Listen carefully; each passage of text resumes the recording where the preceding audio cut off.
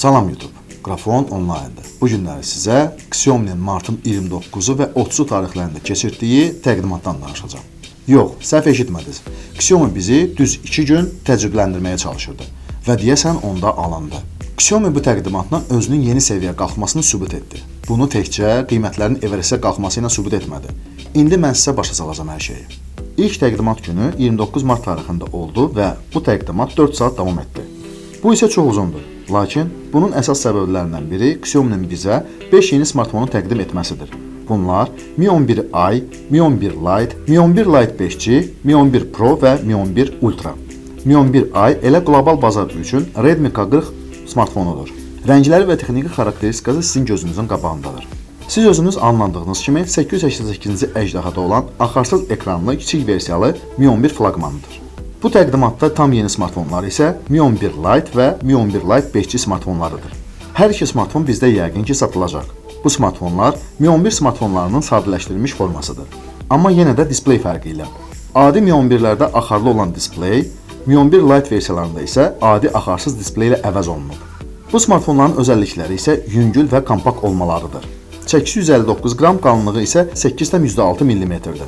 5G versiyalı Mi 11 Lite smartfonu texniki tərəfdən fərqlənir. Bu smartfonlarda yeni Snapdragon 784G prosesorundan istifadə olunub. Bu prosesor haqqında əvvəlki videolarda danışmışam. Burada da 5 nanometrlik texnologiyadan istifadə olunub. Bundan başqa bu smartfonlar siz artıq bildiyiniz kimi 5G dəstəyinin olması və qiyməti ilə fərqlənir. Bu smartfon üçün Xiaomi $150 artıq pul istəyəcək. Sadəcə olaraq mən Xiaomi'ni anlamağa çalışıram. Çünki keçən il dekabr təqdimatında Xiaomi tək bir dənə Mi 11 smartfonunu təqdim etdi. İndiki smartfonlar təqdimatı isə yağışdan sonra çıxan göbələklərə oxşayır. Mən sizə Mi 11 Pro və Mi 11 Ultralar haqqında çox informasiya vermişəm. Bu gün isə bu smartfonlar artıq təqdim olundu. Mi 11 flaqman versiyalarında ön hissə dəyişilməyib. Axarlı ekran və ekranda dəlik formalı frontal kamera. Dəyişikliklər isə kamera bloklarında, qalınlığında, çəkisində baş verib. İlk dəfə olaraq bu smartfonlara IP68 sudan qoruma sistemi gətirilib və ilk dəfə olaraq Gorilla Glass Victus'dan istifadə olunub. Sizi ultra versiyalı smartfonun çəkisi çox təəccübləndirəcək. Bu smartfonun çəkisi 234 qramdır. Daha yaxşı anlamağınız üçün deyim ki, adi Mi 11-in çəkisi 196 qramdır. Hətta smartfonun çəkisi onu deyir ki, bu smartfon Galaxy S21 Ultra'nın rəqibidir. Xiaomi'nin dediyinə görə güya bu smartfon nazikdir, amma kamera blokunu Xiaomi deyəsən nəzərə almayıb. Yəqin siz də bu blokun vəhşicəsinə böyük olmasını görə bilirsiniz. Amma bu kamera blokunda kameralardan başqa ikinci displey də yerləşdirilib. Bu displeycik Always On funksiyası əldə edib. Bu displeyin diaqonalı 1,1 inçə bərabərdir. Bu Mi Band 6 fitness trackerinin displeyindən kiçikdir. Bu displeydə gələn məlumatları oxumaq, təsvirlərə baxmaq, əsas kameradan selfie kimi istifadə etmək mümkündür. Bir sözlə bu smartfonu hər zaman üz üstə qoymaq olar. Daha onu çevirib, baxmaq lazımdır, nə gəlib, nə gəlməyib, onu balaca ekrandan görmək olacaq. Siz təsəvvür edə bilirsiniz əsas kameranı selfie kimi istifadə etmək və o şəkillərin keyfiyyəti necə olacaq. Bir sözlə texniki cəhətdən bu sadəcə olaraq bir tankdır. Amma dizayn isə nə isə.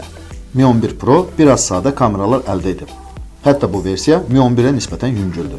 Bu versiyalı Mi 11-lər qlobal bazarda satılmadığı üçün sizin vaxtınızı çoxalmaq istəmirəm. Qısa desəm, Mi 11 Pro bir balaca təkmilləşdirilmiş Mi 11 smartfonudur. Sudan qorunma sistemli Mi 11. İndi isə gəlin Mi 11 Ultra'ya fikrimizi cəmləyək.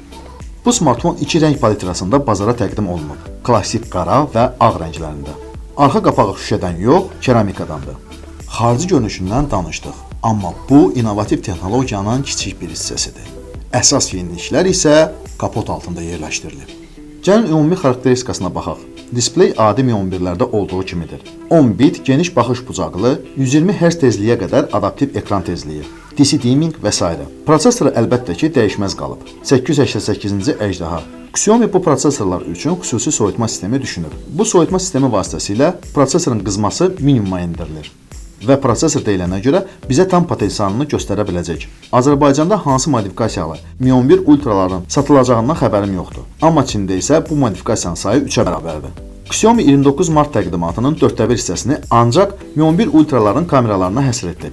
Onlar belə də etməli idilər. Siz sadəcə fotomatriçanın ölçüsünə baxın. İndiki dövrdə başqa heç bir smartfonlarda belə böyük fotomatriçalar yoxdur və təqdimatda göstərilən şəkillər doğrudan da çox superdir. Bu şəkillərin belə gözəl alınmasında əsas rollardan birini Xiaomi istehsalı olan xüsusi şəkillərin işlənməsi üçün çip oynayır. Əsas kameradan başqa iki kamerada dəyişiklik edilib.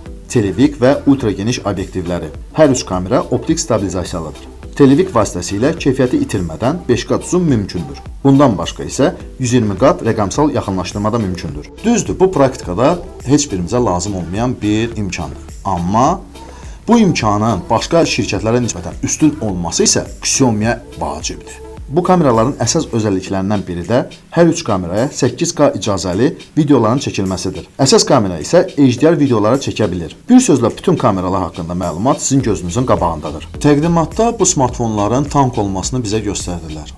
Amma ki, realda olmasına biz gərək ümid edək. Amma bir şey də var da, Xiaomi 100% proqram təminatında bir zibil çıxartmalıdır. İnnovasiya tək kameralarda bitmədi. İndi isə akkumulyatorlardan danışaq. Akkumulyator həcmi 5000 mAh-dır. Mi 11 Ultra 67 W'lıq kabel və 67 Watt kabelsiz zaryadka dəstəkləyir. İstehsalçının sözlərinə görə tam zaryadka 36 dəqiqə çəkir. Xiaomi ilk dəfə olaraq yeni tip akkumulyatorlardan istifadə edib. Elə buna görə də bu akkumulyatorlar böyük həcmli, kompakt, tez zaryadka yığan və uzun ömürlü olur. Belə akkumulyatorlar elektrokarlarda istifadə olunur. Mi 11 Ultra və Pro smartfonlarının texniki xarakteristikası sizin gözünüzün qabağındadır. Luçu bizdə neçə olacağını sadəcə hər biriniz təsəvvür edin. Amma elə edin ki, burnunuzdan qan açılmasın. Gəlin indi də 30 mart tarixində Xiaomi-nin təqdimatının davamından danışaq. Yox, səhv eşitmədiniz. 30 martda olan təqdimat 29 mart tarixində olan təqdimatın davamı idi. 29 mart tarixində olan təqdimat Leijun bəyin səhhətinin pisləşməsinə görə dayandırılmışdı. Deyirəmi, nə yaxşı ki dayandırılıb bu təqdimat. Yoxsa bu təqdimat uzunluğuna görə Guinness rekordlar kitabına düşə bilərdi. Amma ki Xiaomi martın 30-unda ən innovativ gadgetini təqdim etdi. Söhbət Mi Mix Fold-dan gedir. İlk olaraq Xiaomi özünün yeni loqosunu təqdim etdi. Bəli, indi Xiaomi-nin loqosu belə olacaq. Genç direktor güya bu yeniliklə Xiaomi-nin daha da inkişaf edəcəyini dedi. Bir də ki, bu loqotip adlı sanlı Yapon dizayneri Kenya Hara tərəfindən işlənib hazırlanıb. Zənnimcə bu, dizaynerin ən az əziyyət çəkdiyi bir dizayn işi olub. Okey, gəlin indi belə eləyək.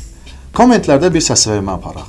Yəni ki, köhnə Xiaomi-nin loqosu ilə təzə Xiaomi-nin loqosu. Sizcə hansı daha yaxşıdır? Seçin və fikrinizi kommentlərdə yazın. İndi isə təqdimatın ən yağlı yeri, yeni Mi Mix. Bu gadgetin rəsmi adı Mi Mix Fold-dur. Bəli, bu Xiaomi-nin ilk qatılana bilən smartfonudur. Yəqin ki, siz Mi Mix Alpha smartfonunu unutmamısınız. Konsept olaraq qalsa da Xiaomi-nin öz əzərlərini göstərməyə bəs etdi. 30 martda isə Mi Mix Fold təqdim olundu. Gəlin baxaq görək bu nə mənadır. Z Fold 2 form faktorunu əldə edib. Hətta adı belə Samsung-dan gəlməsini göstərir. Mi Mix Fold-un iri displeyi içəri qatlanır. Bu smartfonda Mate X2 və Z Fold 2 smartfonlarında olduğu kimi nisbətən kiçik xarici displey var. Daxili displey 8,1 inç, xarici displey isə 6,52 inçdir. Daxili ekranda frontal kamera dəliyi yoxdur. Bax, bu uje yenilikdir. Frontal kamera ancaq xarici displey üzərindədir. Belə baxanda hər şey çox bombadır. Buna bir söz demək olmaz. Aha, 100% indi zibili çıxacaq. Daxili ekran tezliyi 60 Hz-dir. Z Fold 2-də isə bu göstərici 120 Hz-dir. Başqa parametrlər isə yaxşıdır. 2K icazəli, 10 bit, rənglərin maksimal. Kstati, bu displeyi Xiaomi üçün Samsung yox, TCL düzəldib. Xarici displaydə Super AMOLED matrisalıdır. Always On funksiyası var. Daxili displeydən fərqli olaraq bu displey 90 Hz tezliklidir. Displeyinin digər parametrlərini ekranda görürsünüz.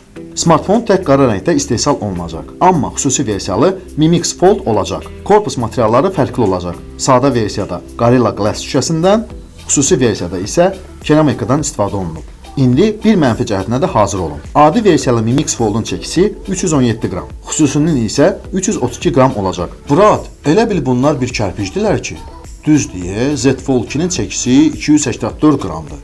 Amma Xiaomi burada da Samsung-u keçə bildi. Mi Mix Fold-un ölçülərinin belə böyük olması onun içərisində 4 səs dinamikinin yerləşdirməsinə imkan verib. Əlbəttə ki, Harman Kardondan. Xarici görünüşü aydın oldu. Gəlin indi daxilinə baxaq. Prosesor Snapdragon 888 və yenə də yeni soyutma sistemi tətbiq olunub. yaddaş variantları sizin gözünüzün qabağındadır. Hətta 16:512 yaddaş versiyalı Mimix Fold var. İndi isə ilk maye linza obyektivli kameradan və şəkillərin işlənməsi üçün Xiaomi istehsalı olan Surge S1 çipindən danışaq. Xiaomi bu çipin istehsalı üçün 140 milyon yuan xərcləyib. Soruşacaqsınız ki, nəyə lazımdır bu çip? Cavab: Autofox hətta az işıqlanma zamanı əla işləyir. Ekspozisiyanın qurulmasını və ağ rəngin balansının mükəmməl işlənməsi həyata keçirilir. Bəs maye linza nəyə lazımdır? Bu linza insan gözünə bənzər işləyir. Buna görə də bir linza 2 fokus məsafəsini əhatə edə bilir. Sadə dildə isə makro və televik eyni obyektivdə. Keyfiyyət itirmədən 3 qat optik yaxınlaşdırma və 3 sm məsafədən fokuslanma mümkündür. Bundan başqa maye linza aşağı və yuxarı temperaturlara dözümlüdür. Bir də işığın keçirməsi imkanı böyükdür. Bundan başqa smartfon 108 megapiksellik əsas kamera, 18 megapiksellik ultra geniş və 20 megapiksellik frontal kamera əldə edib. Akkumulyator 5020 mAh, 67 W'lıq naqilli zaryadka. Naqilsiz zaryadka yoxdur. Bəs əsas sual: bu smartfonun qiyməti neçədir? $1500. Bu qiymət hələ Çinlilər üçündür ya. Avropada $2000-2500, bizdə isə ürəyi zəif olanlar videonun səsini alsınlar. Bizdə isə yəqin ki 3500-4000 manat arasında olacaq. Vəssalam, Xiaomi'nin təqdimatından bu qədər. Gəlin öz fikirlərinizi kommentlərdə yazın. Siz bu smartfonu alardınız yoxsa yox? Bizim sosial şəbəkələrdəki səhifələrimizə abunə olmağı unutmayın. Kanalımıza da abunə olmağı unutmayın. Yəni ki, bizim Facebook, Instagram, Telegram və Twitter səhifələrimizə abunə olmağı unutmayın. Video xoşunuza gəldisə, like edin. Nə xoşunuza gəlmədisə, kommentlərdə yazın. YouTube'da olduğumuz üçün sizinlə sağollaşmıram.